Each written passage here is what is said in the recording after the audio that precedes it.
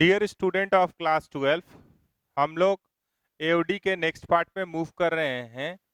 यहाँ पे हम लोग मीन वैल्यू थ्योरम अभी इस क्लास में डिस्कस करेंगे। ठीक है, तो मीन वैल्यू थ्योरम के अंदर दो पार्ट आएगा, एक रॉलेस थ्योरम आएगा और एक लैग्रेंजेस मीन वैल्यू थ्योरम होगा। ठीक है, और कंपटीशन पॉइंट ऑफ व्यू से बोलेंगे तो एक और चीज यूज कर लेंगे, कॉची मीन वैल्यू थ्योरम भी ऐड कर लेंगे। यहीं पे कुछ बेसिक सवाल अभी कर लेंगे और जैसे जैसे एओडी खत्म होगा तो वहां पे फिर मिसलिनियस जो उसका रिलेटेड क्वेश्चन है वो वहां पे करेंगे। तो अभी आज का क्लास हम लोग का फोकस रहेगा मीन वैल्यू थ्योरम पे। ठीक है, तो स्टार्ट करते हैं।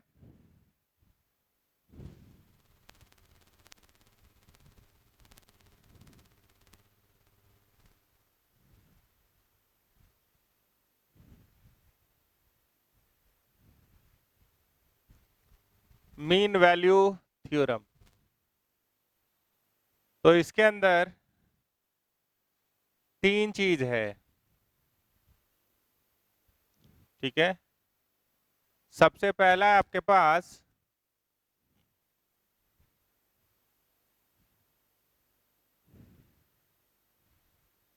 रॉलेस थ्योरम,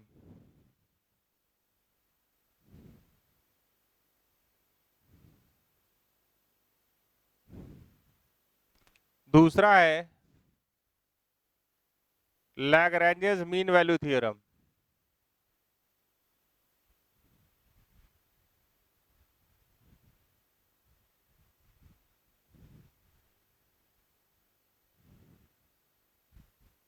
ठीक है, और तीसरा एक और लिखेंगे, Cauchy mean value theorem.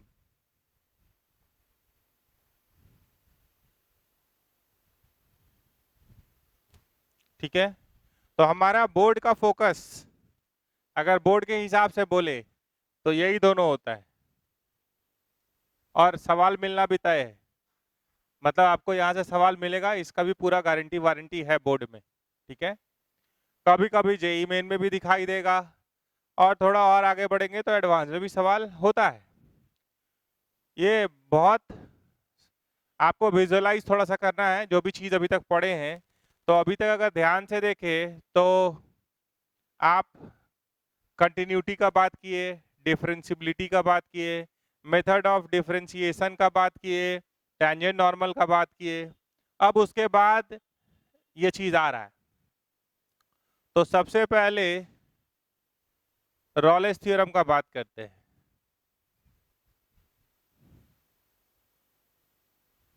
रॉलेस theorem का स्टेटमेंट, यहाँ स्टेटमेंट लिखना भी आता है क्वेश्चन में। ठीक है, और उस कोई क्वेश्चन दिया हुआ है तो उस पर वेरीफाई करना आता है। तो दो तरह का सवाल यहाँ पे है, स्टेट रॉलेस थ्योरम ऐसे बोल सकता है। तो इसमें है if fx is continuous in close interval a comma b। ठीक है, ये फर्स्ट कंडीशन है इसका। दूसरा है if fx is differentiable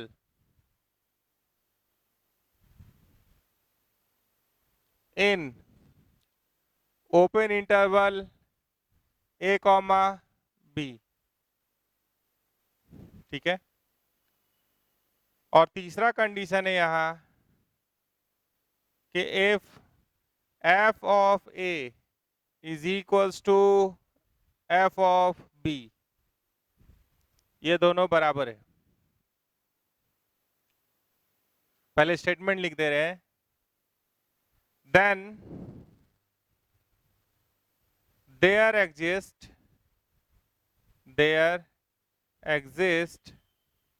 at least one c for which f dash of c is equals to 0।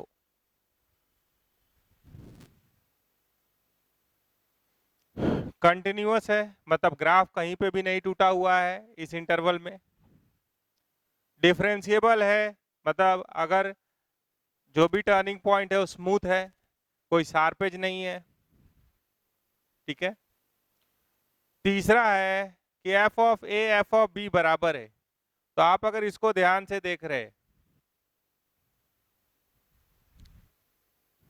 ठीक है, तो एफ ऑफ ए और एफ ऑफ बी बराबर है, तो मान लीजिए कि आपको ए से बी तक चलना है, ए यहां लिख लिया और बी यहां लिख लिया, तो ये दोनों सेम लेवल पे है, चाहे ऊपर बनाइए चाहे नीचे। एफ ऑफ ए का है एफ ऑफ बी के बराबर है, तो मान लीजिए यहाँ पे अगर हम एफ ऑफ ए एज्यूम कर रहे हैं तो यहीं पे इसी लेवल पे एफ ऑफ बी भी मिलेगा।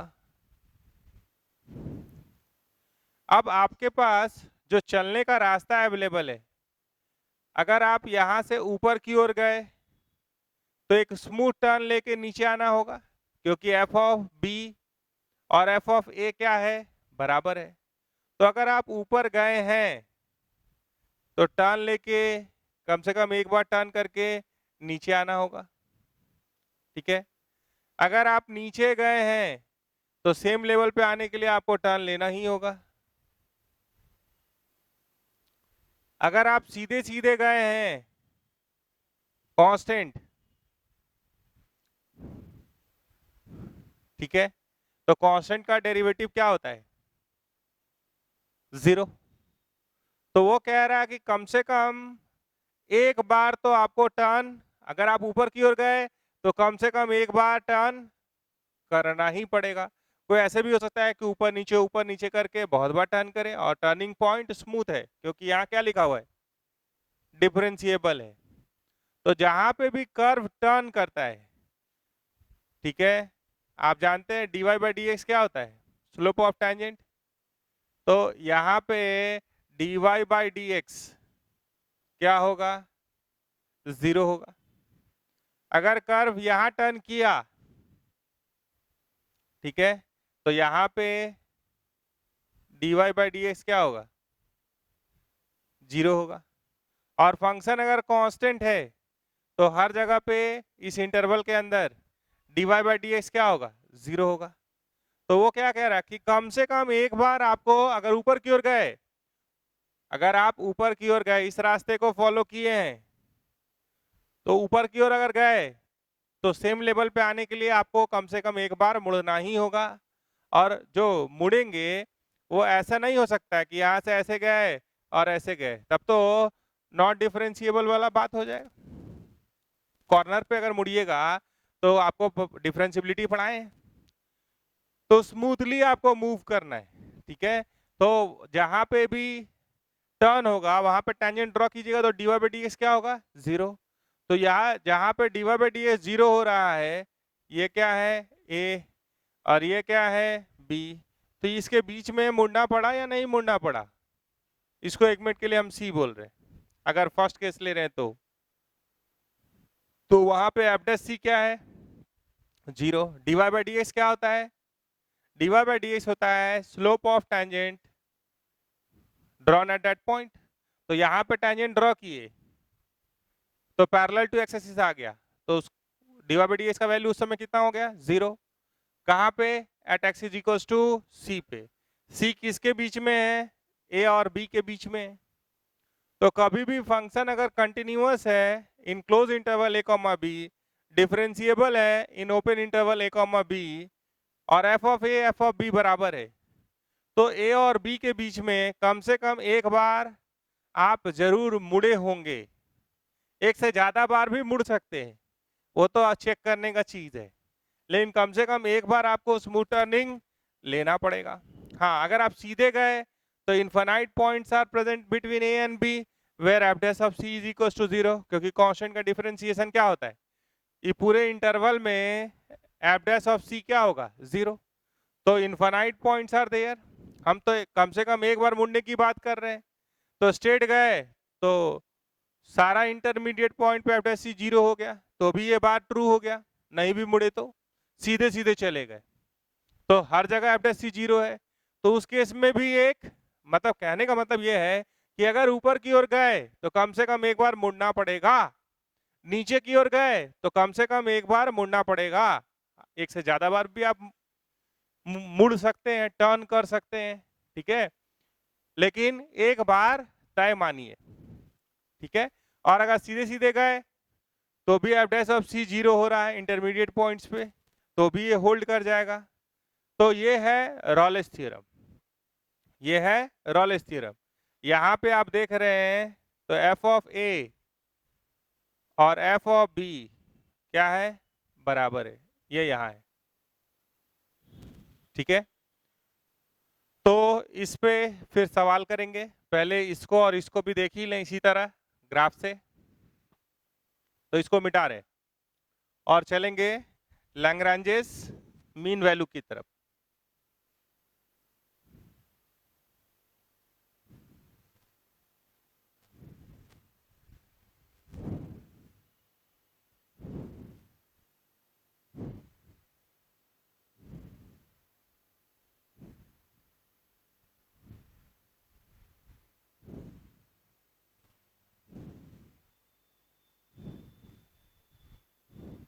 Lagrange's mean value theorem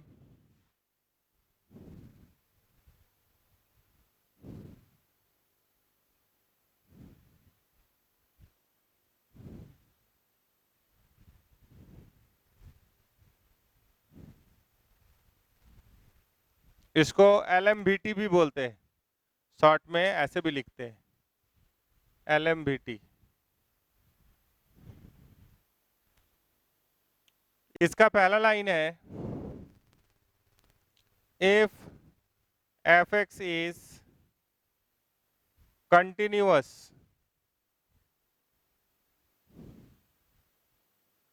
in close interval a, b। दूसरा है if f of x is differentiable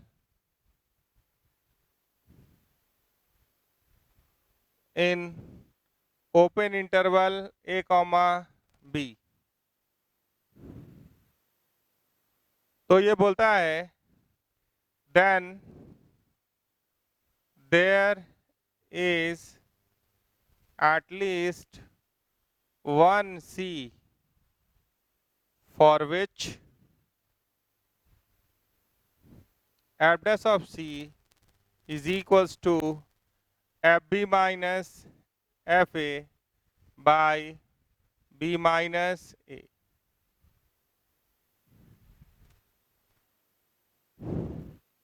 यहां पे एक केस नहीं दिया हुआ है, कौन सा, कि F of A F of B बराबर है या नहीं है। तो अगर उसका कोई जिक्र नहीं है तो इक्वल वाला तो आप रॉलेस थ्योरम में देखे ही हैं। तो यहाँ पे जब चल रहे हैं आप तो ऐसे चलिए, मान लीजिए ये ए है, इसका कॉरस्पॉन्डिंग आउटपुट हम यहाँ ले लेते हैं, और ये बी है, ये कहीं ऊपर है मान लीजिए।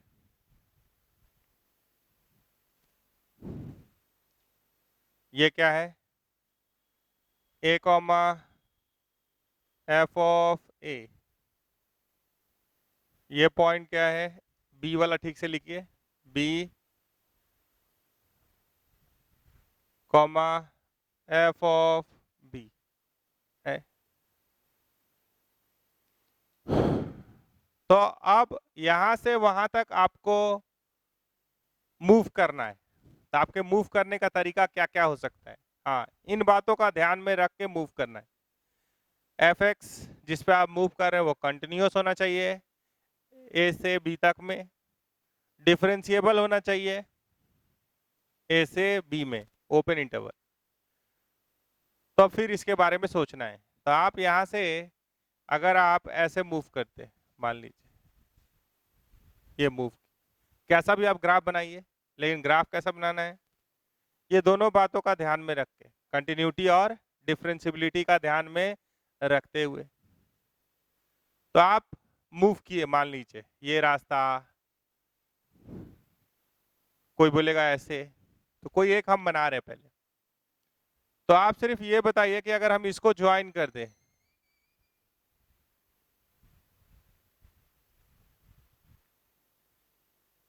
स्ट्रेट लाइन है ये, आप ऐसे गए हैं, ठीक है।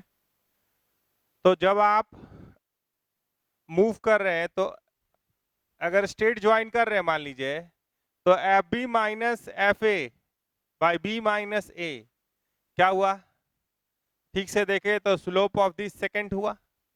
इस पे भी बात हम लोग किए हैं टेंजेंट नॉर्मल के अंदर। F B minus change in Y by change in X क्या हुआ, स्लोप। अगर इसको हम कैपिटल ए पॉइंट बोल रहे हैं, इसको हम कैपिटल बी पॉइंट बोल रहे हैं, तो स्लोप ऑफ ए बी क्या होगा, F B minus F of A divided by B minus A होगा। देख पा रहे हैं आप। अब आपसे पूछ रहे हैं कि क्या कोई जगह ऐसा है कि जो टैंजेंट ड्रॉ करें कर्व पे और इस लाइन के पैरेलल हो जाए। तो आप अगर ध्यान से देख रहे हैं, देखिएगा, अगर आप ध्यान से देख रहे हैं तो अगर यहाँ पे टैंजेंट ड्रॉ करेंगे तो इस लाइन को प्रोड्यूस करेंगे तो काट देगा। यहाँ पे ड्रॉ करेंगे अगर टैंजेंट तो फिर कटिंग हो जाएगा इस लाइन के साथ, सेकंड के साथ, तो कट हो जाएगा, मतलब पैरेलल नहीं होगा। अगर इधर ड्रॉ कर रहे हैं तो कटिंग हो जा रहा है टैंजेंट, अगर हम इधर ड्रॉ कर रहे हैं तो इधर कटिंग हो जा रहा है। तो अगर हम इधर इधर इधर टैंजेंट ड्रॉ कर रहे हैं तो वो लेफ्ट में काट रहा है, और इस साइड टैंजेंट ड्रॉ कर रहे हैं तो वो राइट में काट रहा है। आप जिधर से देख रहे हो आपके राइट में कटिंग हो रहा है, किसमें, टैंजेंट और सेकंड में। तो कोई एक इक्विलिब्रियम का कंडीशन होगा ना, एक बैलेंसिंग सिस्टम होगा ना, जहां पे आप टैंजेंट ड्रॉ करेंगे तो पैरेलल हो जाएगा। इधर देख रहे हैं तो राइट में कट रहा है, इधर देख रहे हैं तो लेफ्ट में कट रहा है। तो एक जगह जरूर ऐसा होगा जहां पे आप टैंजेंट ड्रॉ करेंगे तो वो क्या हो जाएगा, इसके पैरेलल हो जाएगा, इसके पैरेलल हो जाएगा, ठीक है। और ध्यान से देखेंगे तो ये पॉइंट ए और बी के बीच में होगा, तो इसका स्लोप कितना आ रहा है, इस पॉइंट पे टैंजेंट ड्रॉ किए हैं तो उसको क्या बोलते हैं, उसका स्लोप को एफ डैश ऑफ सी, और ये दोनों का स्लोप बराबर है उस समय ऐसा ड्रॉ किए हैं। This line is parallel to A B, तो ये किसके बराबरी कर लेगा, ये बराबरी कर लेगा F B minus F A by B minus A का। तो बताइए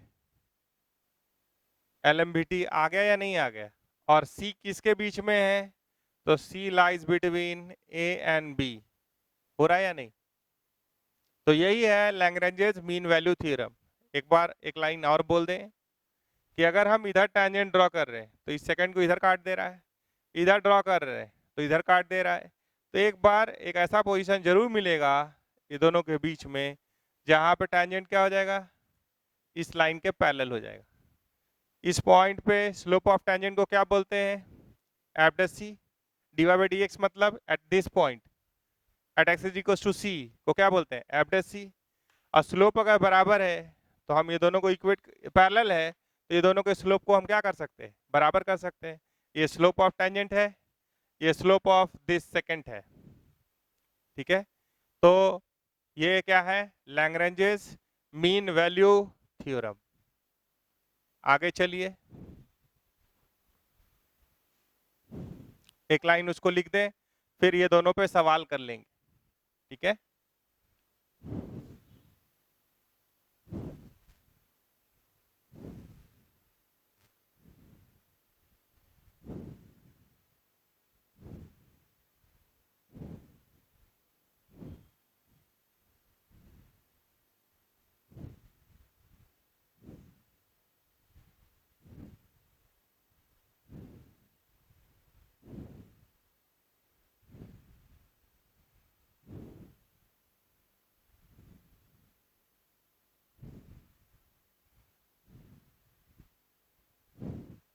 कॉची मीन वैल्यू थ्योरम को, स्टेटमेंट को अभी देखिए, उस पर फिर बात और ज़्यादा करेंगे, क्योंकि अभी हमारा फोकस यही दोनों होने वाला है। ठीक है, तो उसका स्टेटमेंट सुन लीजिए, जैसा इधर था वैसे ही। Cauchy mean value theorem,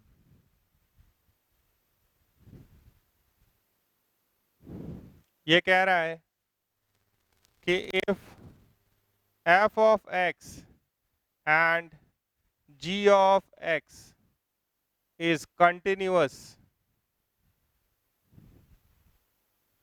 in close interval a comma b. दूसरा, if f of x and g of x is differentiable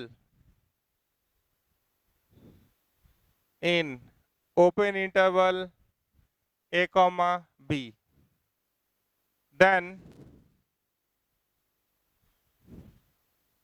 there is at least one c for which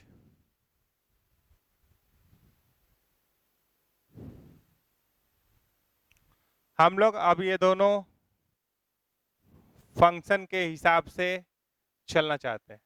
ठीक है, then there is at least one C for विच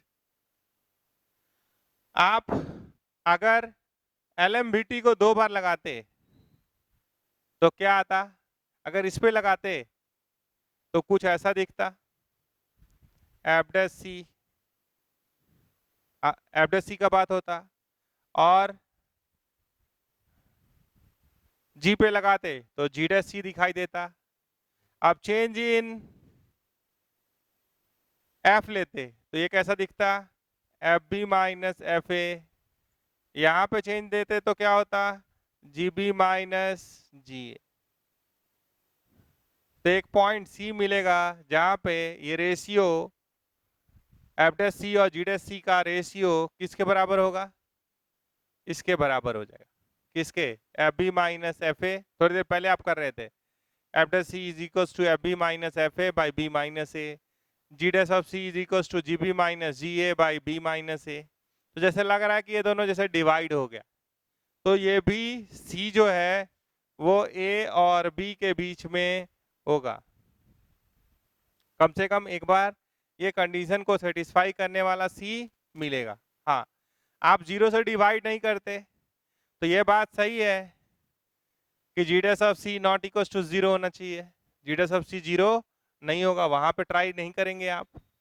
ठीक है, तो ये जो constant आप लिख रहे हैं ये डिफाइंड सिस्टम होना चाहिए। तो ये तो हम लोग कितना बार बात किए कि भाई डिनोमिनेटर जीरो का बात नहीं होना चाहिए, जी बी जी ए बराबर अगर होगा तो डिनोमिनेटर ही जीरो हो जाएगा, डिनोमिनेटर अगर जीरो हो गया तो सिस्टम अनडिफाइंड हो जाएगा, तो उसका ध्यान रख लेंगे। ठीक है, तो ये क्या कहलाता है, कॉची मीन वैल्यू थ्योरम। अब हम लोग सवाल ले लेंगे, इसको मिटा रहे हैं और सवाल लेंगे।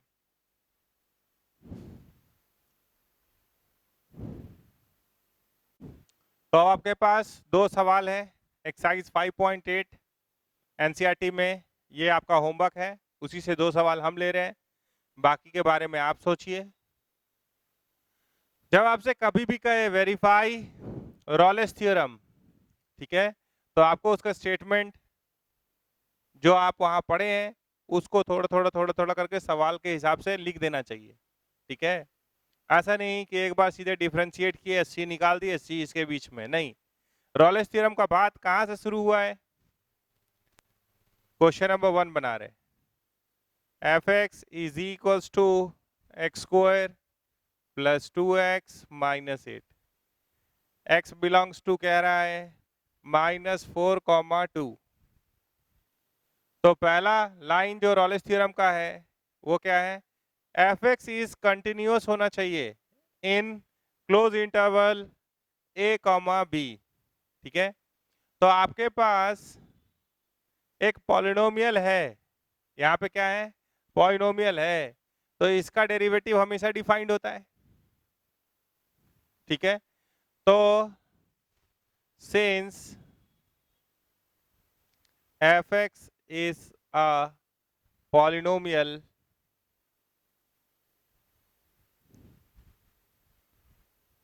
so it is continuous. Polynomial क्या होता है? Continuous and differentiable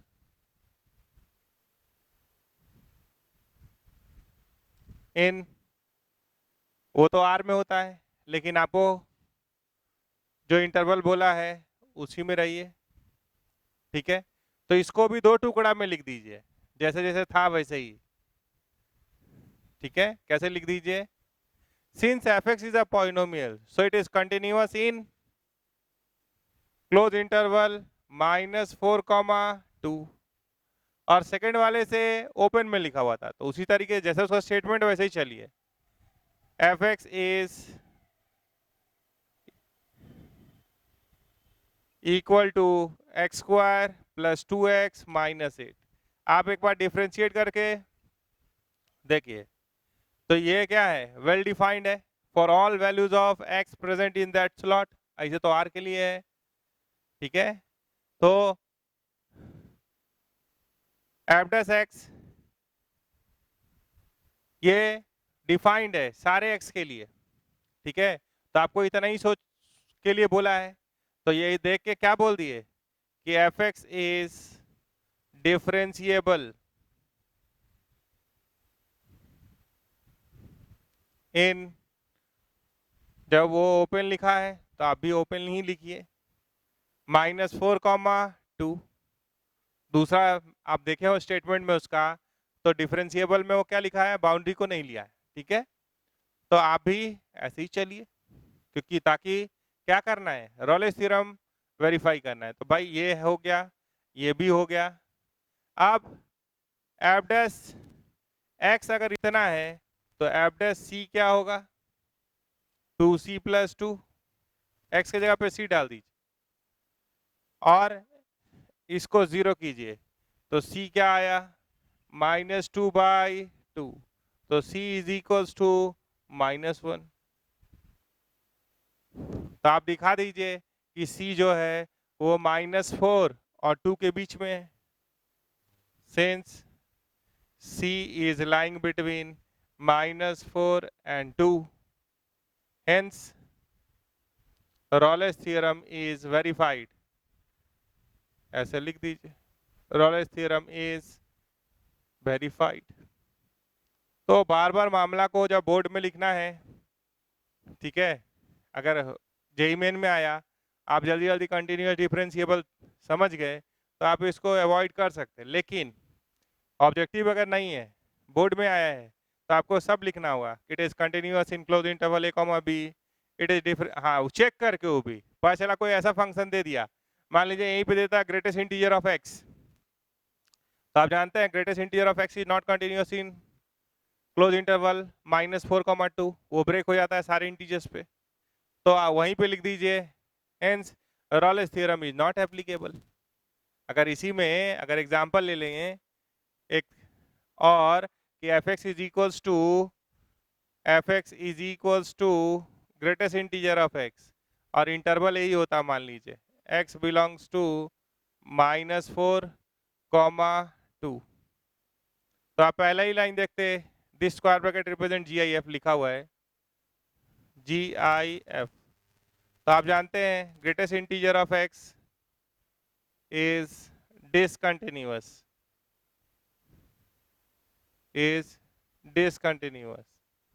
at integers,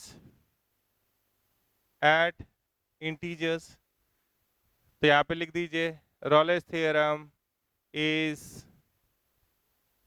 not applicable,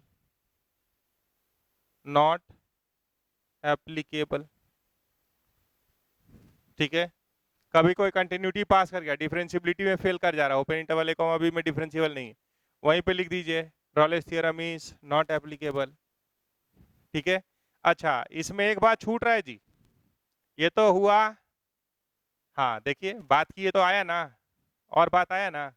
इसमें एक और कंडीशन था, यहाँ तक तो डिफरेंशिएबल कर लिए, यहाँ पे देखिए, यहाँ पे एक चीज और होना चाहिए, यहाँ पे, यहाँ से यहाँ लिखिए, ठीक है।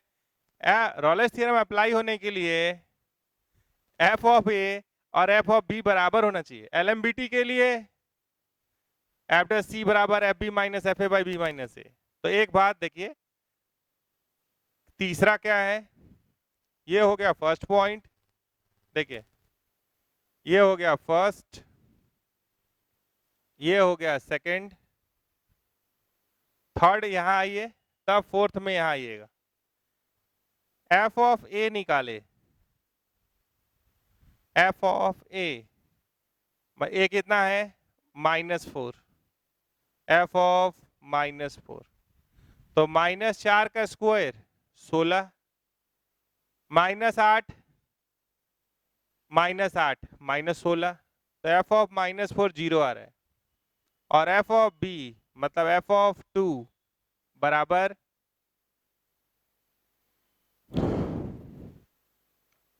2 का स्क्वायर 4, 4 8, 8 - 8 0।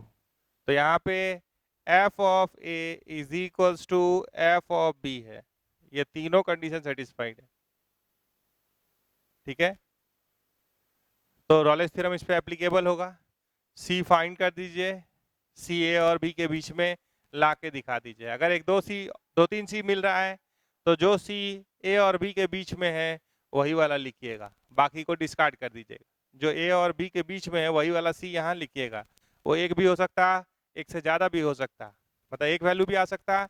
और वैसे ही टर्न अगर 2 3 हुआ ए और बी के बीच में, तो सी का वैल्यू वहां पे क्या लिखा हुआ है, एटलीस्ट 1 सी, कम से कम एक बार आपको टर्न करना पड़ेगा, स्मूथ टर्न करना पड़ेगा, ठीक है। तो तीनों बात लिखेंगे, अगर वो नहीं लिखते तो फिर 1 मार्क्स कट जाता, ठीक है। 4 मार्क्स का आया तो एक इसके लिए, एक इसके लिए, एक इसके लिए और एक इसके लिए, ऐसे ब्रेकअप होता है बोर्ड के, ठीक है। हम लोग दूसरे सवाल पे चलेंगे, तो स्टेटमेंट को रट भी लेना है।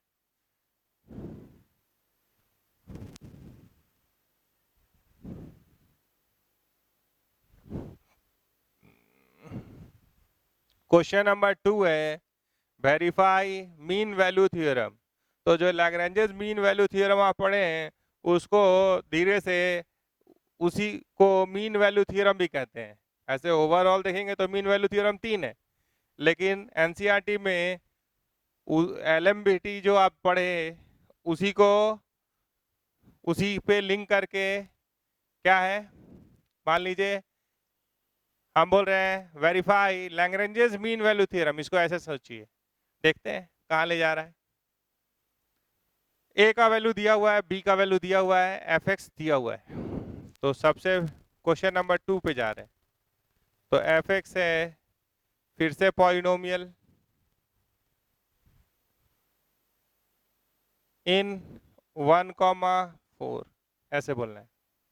तो जैसे ही आप थोड़ा छोटा करके लिख रहे हैं, जैसे ही आप पॉलिनोमियल देखे तो कंटिन्यूअस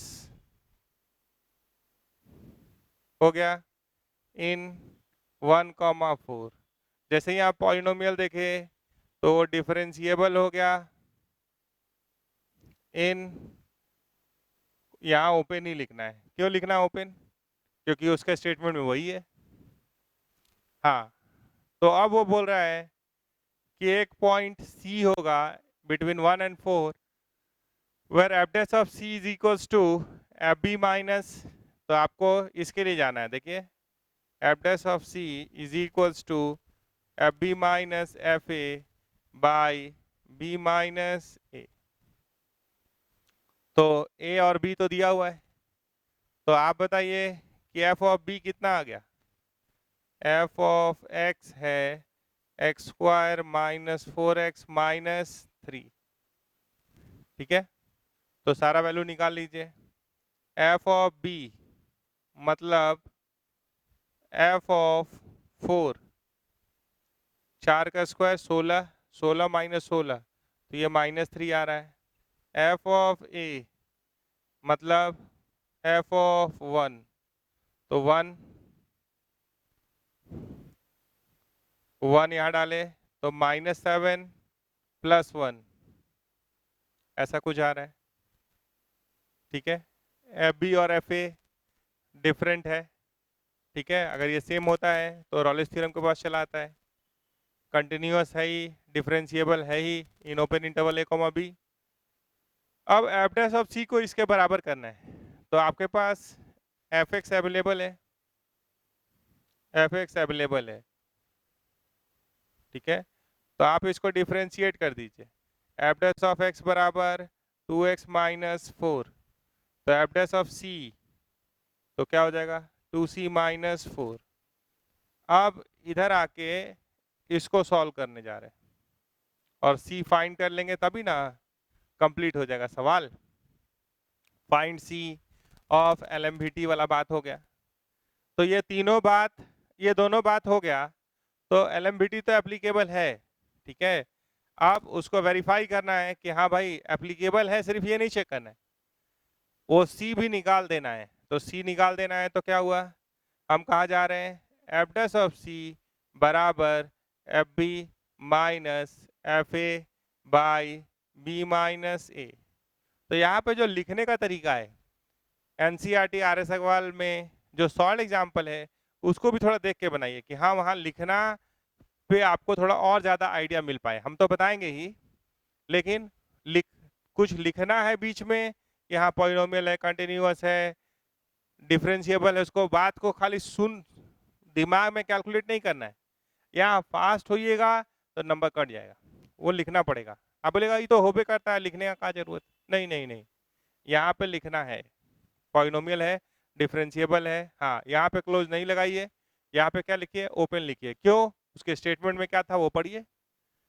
एफ डैश सी बराबर F B minus F A by B minus A, तो ये आ गया 2c - 4 बराबर एफ बी कितना निकला है, तो -3 माइनस एफ ए निकला है -6, तो माइनस माइनस +6। बी का वैल्यू है 4 और ए का वैल्यू है 1, तो 6 - 3 3 3/3 1 आ रहा है, तो 2c - 4 इज इक्वल्स टू 1, तो c इज इक्वल्स टू 415/2 ये आ रहा है। c देखिए तो 2.5 1 और 4 के बीच में होता है। C belongs to open interval a, b हो रहा है, हेंस LMVT, हेंस यहाँ लिखा हुआ है mean value theorem is verified, ऐसे लिख दीजिए। ठीक है, तो इस पे जितना ज़्यादा सवाल प्रैक्टिस करेंगे, ये तय मानिए कि बोर्ड में 4 नंबर तो देगा ही देगा वाला बात।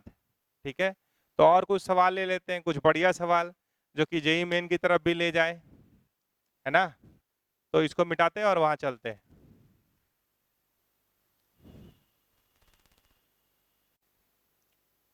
चलिए, अब हमारे पास 3 सवाल आ रहा है रॉलेस थ्योरम का। ठीक है, 3 के अंदर 3 सवाल है और एक 4 सवाल इधर है। ये जेईई मेन के पॉइंट ऑफ व्यू से इम्पोर्टेंट है, तो ये बोर्ड के हिसाब से, बोर्ड एग्जाम के हिसाब से इम्पोर्टेंट है, और ये सवाल जो आप देखेंगे वो जेईई मेन के हिसाब से इम्पोर्टेंट। ट्रिपल स्टार मिला हुआ है, इसको भी ट्रिपल स्टार मिला हुआ है क्योंकि बोर्ड में भी मार्क्स अच्छा लाना है आपको, है ना। तो इसको बोर्ड के हिसाब से ट्रिपल स्टार मिला हुआ है। देख लेते हैं, तो 3 का ए का बात कर रहे हैं, क्वेश्चन नंबर 3 का ए, एफ एक्स लिखा हुआ है x इंटू एक्स प्लस 3 ई का पावर -x/2।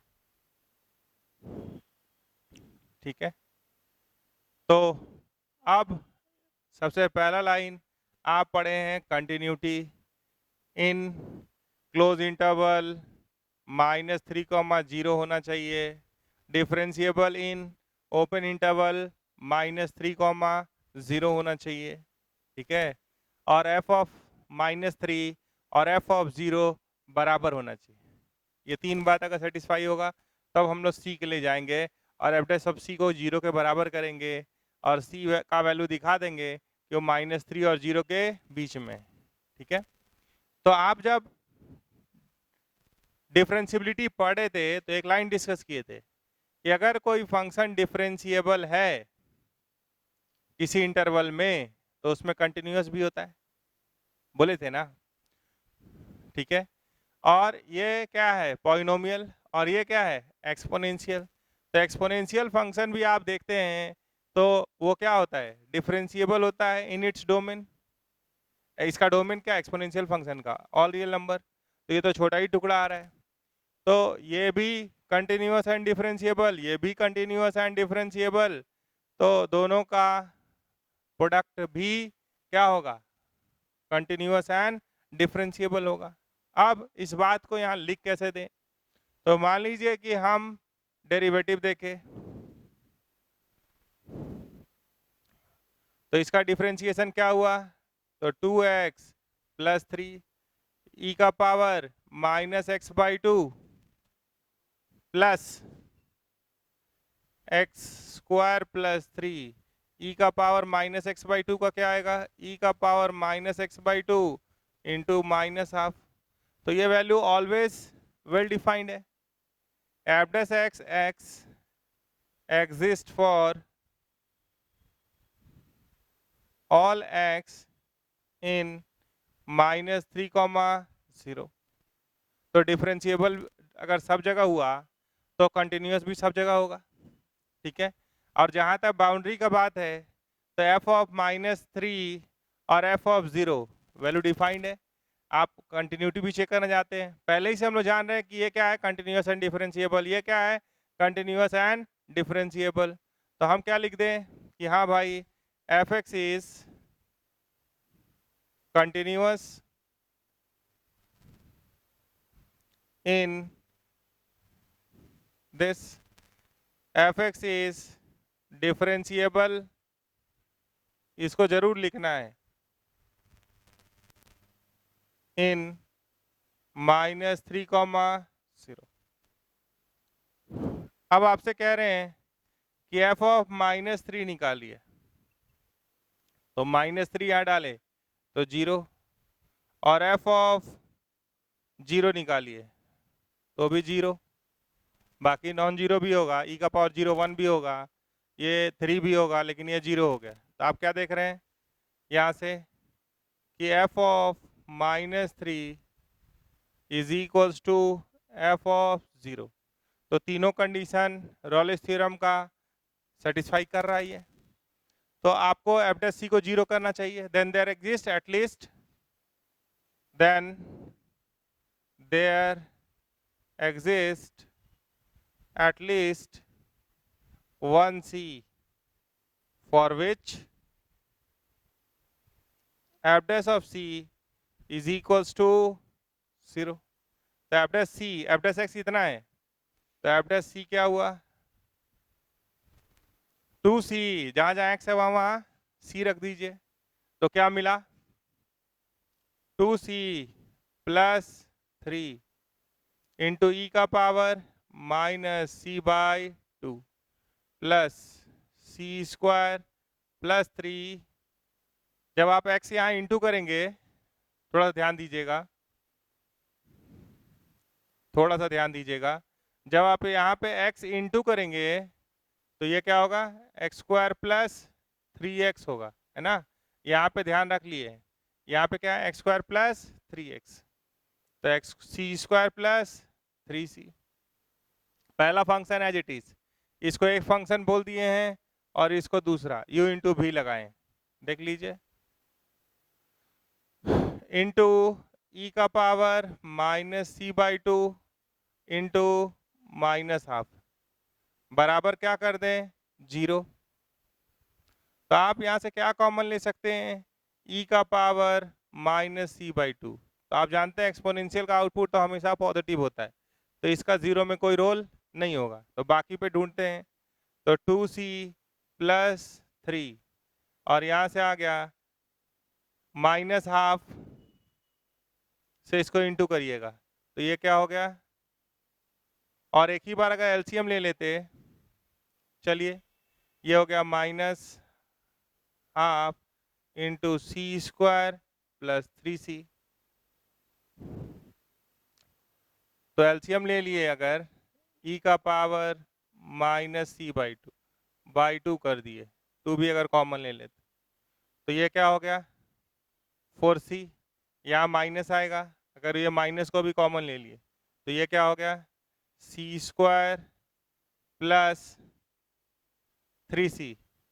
देखिए माइनस को कॉमन ले लिए, यहाँ पे क्या होगा 2 2 जा 4 तो -4c, माइनस कॉमन लिए तो -6, तो बराबर क्या है, दिस इज इक्वल्स टू क्या सॉल्व करना है 0, दिस इज इक्वल्स टू क्या सॉल्व करना है 0, तो ये 0 तो होगा नहीं, यानी हम लोग किसको 0 करना चाहिए, तो ये है c² -c -6 is equals to 0। इसको आप लिख सकते हैं c -3 c plus 2 is equals to 0, तो c इज इक्वल्स टू 3, -2। आप बताइए बीच में कौन आ रहा है, 3 तो नहीं आ रहा है तो इसको हटा दीजिए, ये आ रहा है तो इसको हटा दीजिए बाहर, ये बाहर ये पास, ठीक है, क्योंकि जो इंटरवल है वही वाला c बताना है। तो यहाँ का c क्या हो गया, c is equals to -2। Rolle's theorem का c कौन सा लेंगे, -2 वाला लेंगे, जो यहाँ पे अवेलेबल होगा वही लेंगे, बाकी को क्या कर देंगे डिस्कार्ड कर देंगे। तो then there is a c in the interval a comma b for which f dash of c is equals to 0, hence Rayleigh's theorem is verified करके लिख दीजिए। तो यही काम आपको करना है रिपीटेड नंबर ऑफ टाइम्स, ठीक है। तो अब चलेंगे 3 के b और c पे।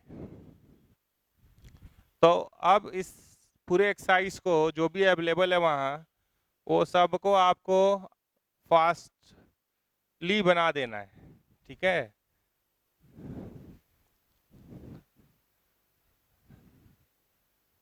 क्वेश्चन नंबर 3 का बी देखिए, 3 का बी,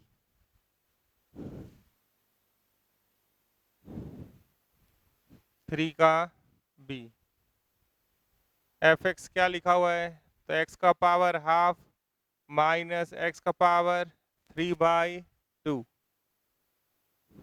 ठीक है।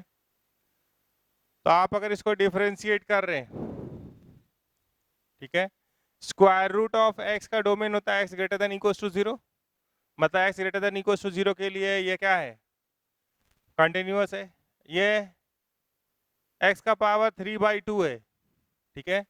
तो यहाँ पे भी हाफ दिख रहा है, क्यूब करके हाफ दिख रहा है, तो वो भी ग्रेटर देन 0 के लिए है। तो यहाँ पे क्या बोला है, वो 0 से 1 बोला है।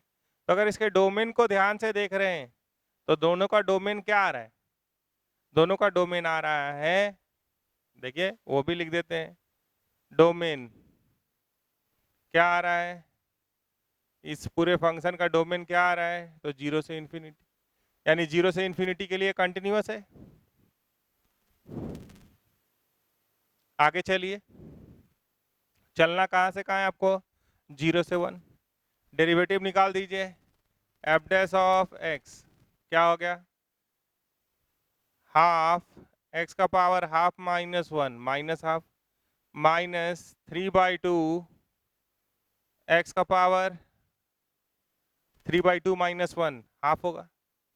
तो अगर आप इसको ध्यान से देख रहे हैं तो ये क्या हो रहा है 1/2 रूट एक्स, यहाँ एक्स का पावर हाफ भेज दिए, और ये क्या हो रहा है -3/2 एक्स का पावर हाफ। तो इसको थोड़ा सिंप्लीफाई करेंगे तो 2x का पावर हाफ एलसीएम हो गया, और यहाँ क्या ऊपर क्या आ गया 1 - 3x। तो this is well defined in open interval 0,1, 0 पे ये नॉट डिफाइंड हो जाएगा, मान लिया आपकी बात, तो 0 पे थोड़े चेक करना है आपको, किस पे बात करना है, F X is differentiable F X is differentiable in open interval 0,1, ये वेल डिफाइंड है, तो हम लोग बोल सकते हैं कि ये डिफरेंशिएबल है किसमें, 0,1 पे। हाँ, अगर कोई गलती से यहाँ भी क्लोज लगा देगा, बोलेगा अनडिफाइंड है, कुछ रॉलेस थ्योरम के बारे में बोलने लगेगा, तो वो गलती हो जाएगा, मार्क्स कट जाएगा, पूरा कट जाएगा। ठीक है, तो यहाँ पे ध्यान में रखना है कि यहाँ पे जो बात हुआ है किसमें हुआ है, ओपन इंटरवल में हुआ है। आगे चलिए, अब आप बात कर रहे हैं एफ ऑफ ए का। ए कितना है, 0, तो एफ ऑफ 0 0 है। F of B, F of A मतलब F of 0 that is 0। F of 1, 1 का स्क्वायर रूट 1, 1 का पावर 3/2, 1, 1 माइनस 1 0। तो एफ ऑफ ए बराबर एफ ऑफ बी है, यानी रॉलेस थ्योरम का तीनों कंडीशन सेटिस्फाई हो रहा है। तो आपको किसके लिए जाना चाहिए, सी निकालने के लिए जाना चाहिए। तो सी अगर निकालने के लिए जाइएगा तो एफ डैश सी को आप क्या कीजिए, 0। एफ डैश सी कितना आया, तो ये दिख रहा है 1 माइनस 3x, 1 माइनस एक्स के जगह पे सी डाल दीजिए, बाई 2c का पावर हाफ बराबर 0। तो इसको सॉल्व किए तो c आ गया 1/3। It is lying in the interval 0 से 1, यस। नीचे लिख दीजिए, hence Rolle's theorem is verified and c of Rolle's theorem is 1/3।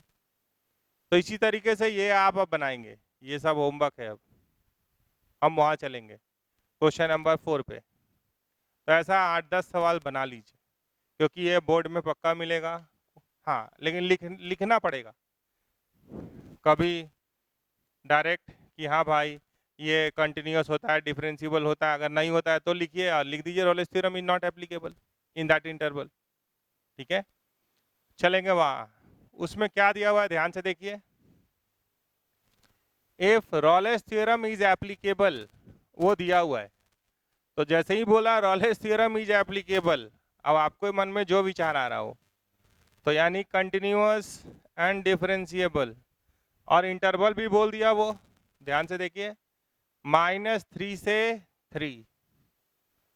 ठीक है, तो आपको वहीं पे दिमाग दौड़ाना है कि भाई हमको अब चेक नहीं करना है कि रॉलेस थ्योरम एप्लीकेबल है या नहीं है, वो तो दे दिया। If Rolle's theorem is applicable in this, उसके बाद ए बी सी पे कुछ कांस्टेंट है, उसको चेक करना है, वो ऑप्शन में हो सकता है, दो ऑप्शन है, तो ये एडवांस में भी जा सकता है ना, 1 और मोर देन 1 करेक्ट में भी पूछा जा सकता है। तो फोर्थ का ये दिया हुआ है, रॉलेस थ्योरम इज एप्लीकेबल, ये गिवन है, ये क्या है, गिवन है, हमको चेक नहीं करना है। तो इससे हम क्या समझेंगे, एप्लीकेबल इन -3,3। ठीक है, तो ए बी सी तीन चीज है। अब वो रॉलेस थ्योरम वाला सी नहीं है, यहाँ फंक्शन में सी इन्वॉल्व है। ठीक है, तो आपको ये सोचना है कि कंटिन्यूअस होगा, मतलब F X is continuous in close interval -3,3। F X is differentiable in -3,3। ठीक है, और रॉलेस थ्योरम का बात किया है, तो f of -3 is equals to f3 भी, ये तीन चीज मतलब दिया हुआ है। ठीक है, और a का वैल्यू -3 है, b का वैल्यू 3 है, वो भी दे दिया। चलिए, तो आप जैसे ही बोले कंटिन्यूअस एंड डिफरेंशिएबल, तो कंटिन्यूअस एंड डिफरेंशिएबिलिटी के लिए चलिए फंक्शन लिखे, क्या है, तो एफ एक्स है ax² plus B, mod x less than 1 बोल रहा है, मतलब x का वैल्यू कहाँ से कहाँ, तो -1 से 1। 1 कब, जब x is equals two plus minus 1, c by mod x, c by mod x, तो ये हो जाएगा c by minus x. Mod x का ब्रेकिंग पॉइंट क्या है, सोच के देखिए। मॉड एक्स का ब्रेकिंग पॉइंट क्या है, या c बाई मॉड एक्स बोल रहे हैं, ठीक है। तो मॉड एक्स में क्या चलता है, x लेस देन माइनस 1,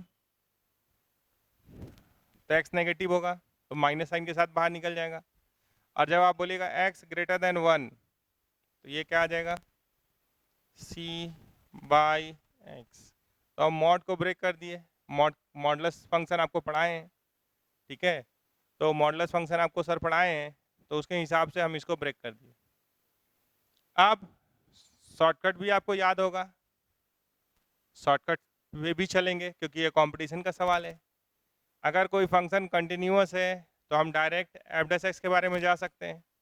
तो इक्वालिटी वाला केस हटा के तो एफ डैश एक्स हम ऐसे लिख सकते हैं, कोई पॉइंट पे को अगर हटा दीजिएगा, ठीक है, तो ये क्या हो जाएगा, ये क्या हो रहा है, 2ax, b का डिफरेंशिएशन 0, तो यहाँ पे तो इक्वल टू नहीं है तो हटाने का भी जरूरत नहीं है, ठीक है। तो यहाँ से इक्वल टू हटा के बाकी केस ले लीजिए। ये क्या है, सी एक्स लेस देन माइनस 1, तो x का पावर -1, 1 बाई एक्स का क्या होता है -1 बाई एक्स स्क्वायर, तो ये हो गया c by x square for x less than -1, और x ग्रेटर देन 1 के लिए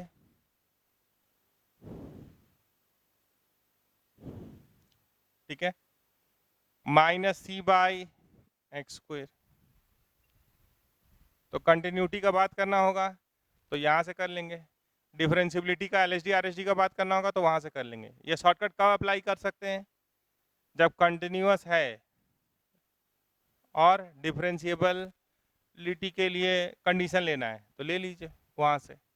वो प्रोसेस चेक करने के लिए हो सकता है डिफरेंशिएबल है या नहीं है, लेकिन यहाँ तो वो भी गिवन है, तो आप इसको डायरेक्ट डिफरेंशिएट किए और इक्वल टू का केस हटा दिए। चलिए यहाँ अगर इसका ब्रेकिंग पॉइंट देखें तो कौन है, 1 और -1, चलना कहाँ से कहाँ है, -3 से 3, तो -1 अगर यहाँ डाल रहे, हम बात कर रहे हैं कंटिन्यूटी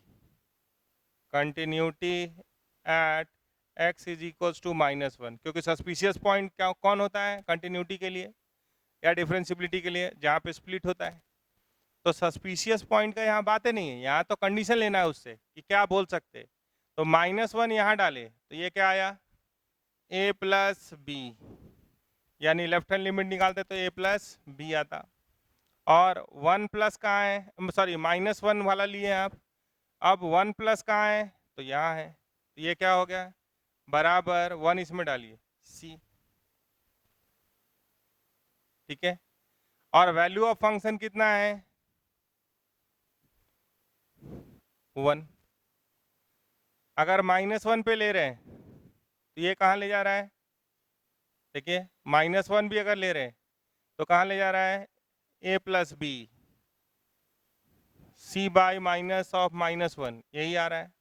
तो चाहे 1 पे ले रहे हैं या देखिएगा 1 पे ले रहे हैं या -1 पे ले रहे हैं, -1 पे लें तो भी यही इक्वेशन बन रहा है, और 1 पे ले रहे हैं तो भी उसी तरह का इक्वेशन बन रहा है। कैसे, यहाँ 1 डालिए तो c हो गया, यहाँ 1 डालिए तो a प्लस बी हो गया, f ऑफ 1 तो यही आ रहा है। तो इसको हम 2 बार नहीं लिखे, यानी इससे एक ही कांस्टेंट आया।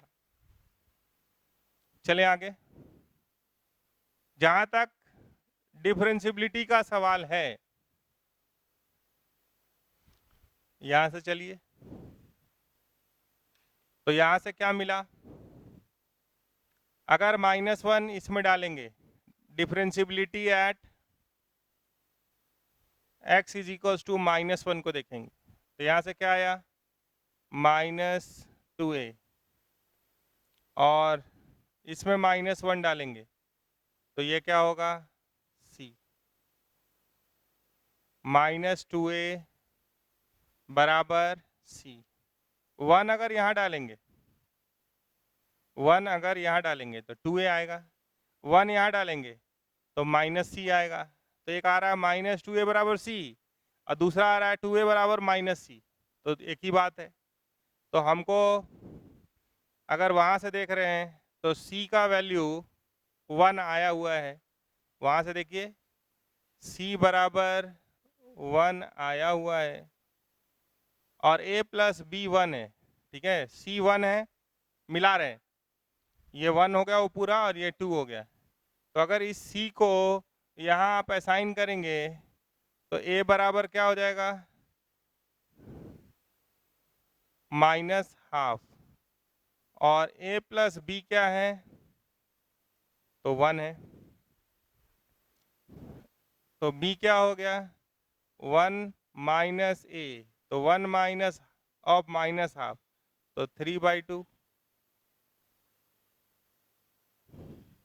ठीक है। तो अब देख लेते हैं कि जो दिया है उससे ABC तो आ गया, हमको तीसरा कंडीशन, थर्ड कंडीशन का ज़रूरत नहीं पड़ा, ठीक है।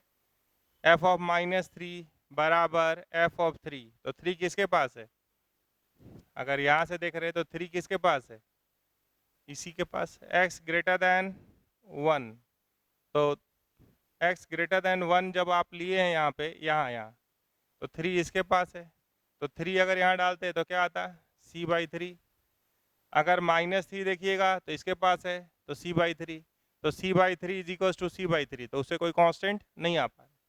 चलिए अब आ गया, अब यहाँ आ जाइए और ABC का वैल्यू डाल दीजिए और दिखा दीजिए कि काम कंप्लीट हो गया है, ठीक है। तो यहाँ पे है आपके पास A का वैल्यू है -½ B का वैल्यू है 3/2, देख लें कि सब कैलकुलेशन ठीक हुआ या नहीं। ये कितना है 1, तो ये 1 3/2 और आधा, तो जोड़िएगा तो ½ 3/2 और 1, तो 3 आ जा रहा है, ये आ गया। जरा सा इसको भी देख लें, 2a LHS देख रहे हैं, ये अभी नहीं लिख रहे हैं, तो 2 into a -½ plus 4 into b 3/2 plus 3c, c1 आया है, तो ये हो गया 3, ये हो गया 6, 3 और 6 9, 9 माइनस 1, तो ये क्या आ जा रहा है, 8 आ जा रहा है, हो गया कंप्लीट, ठीक है। तो हम लोग एक सवाल और ले लेंगे इस पे और फिर आगे बढ़ेंगे। तो हम लोग एक सवाल लिखे हैं, सो दैट, यहाँ पे रॉलेस थ्योरम वर्ड नहीं यूज हुआ है, ठीक है, लेकिन कुछ उसी से मिलता जुलता काम आपको करना है, मीन वैल्यू थ्योरम से रिलेटेड मामला है। So that the equation x cos x बराबर sin x has a root between pi and 2π। तो ये जो सवाल देख रहे हैं, आपको इसको मीन वैल्यू थ्योरम में जो भी आप पढ़े हैं उसे रिलेट करके कुछ सोचना है। क्या वहाँ से ऐसा बात बोला जा सकता है कुछ कि इसका एक रूट होगा इसके बीच में, वो कैसे बोला जा सकता है, वो आप दिमाग दौड़ाइए, ठीक है। तो ये क्वेश्चन क्या है, ये होमवर्क है, आप बना लीजिए, अच्छी बात है, नहीं तो हम लोग इसको डिस्कस करते हुए अगले क्लास में प्रोसीड करेंगे। सवाल एक बार पढ़ दे रहे हैं, so that the equation x cos x बराबर sin x has a root between pi and 2π। तो बाकी बात हम लोग अगले क्लास में करते हैं। अगले क्लास में मेजर डिस्कशन हमारा मोनोटोनिसिटी पे होगा, ठीक है, इंक्रीजिंग डिक्रीजिंग फंक्शन पे होगा। तो इसको आप बना लीजिए, बाकी बात अगले क्लास में करते हैं। Thank you.